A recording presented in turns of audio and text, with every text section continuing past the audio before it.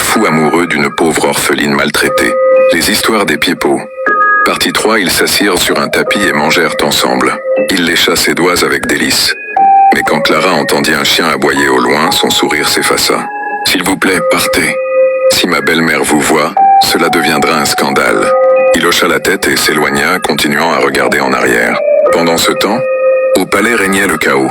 Le prince Desmond n'avait pas montré son visage une seule fois durant toute la cérémonie. Les filles avaient dansé comme si leur vie en dépendait.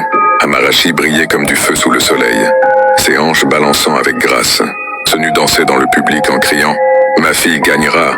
Regardez-la, elle est la lune. » Après les danses, le garde royal annonça « L'épouse choisie sera visitée dans quelques jours. Des objets royaux seront envoyés à sa maison. » Amarachi était fier. C'est nous certaines de la victoire. Mais ce soir-là au palais, le roi marchait comme un lion enragé. « Où étais-tu » rugit-il vers son fils. « Comment veux-tu choisir une épouse si tu ne montres pas ton visage ?» Le prince Desmond resta calme. « Je l'ai déjà trouvé, père. Clara, elle vit dans la cour de Chef Odou. Elle m'a donné de l'eau quand j'avais soif. Elle a porté du bois comme si ce n'était rien.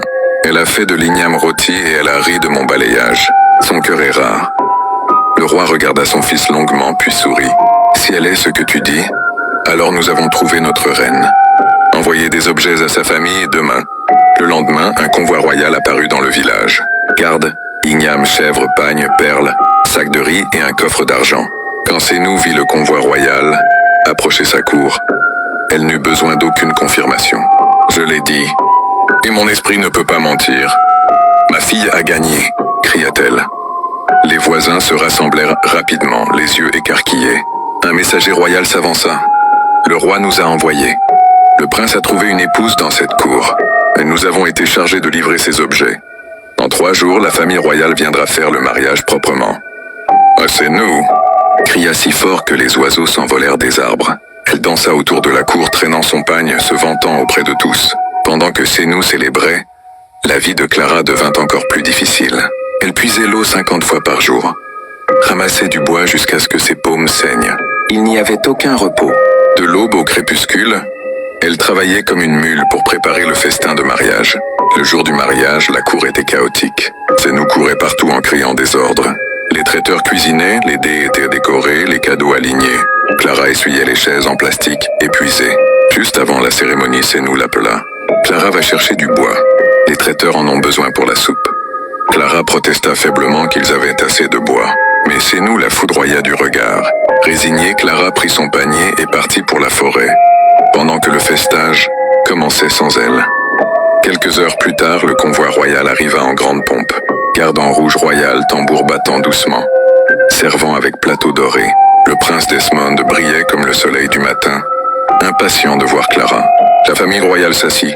La dot fut payée. Tout se passait parfaitement.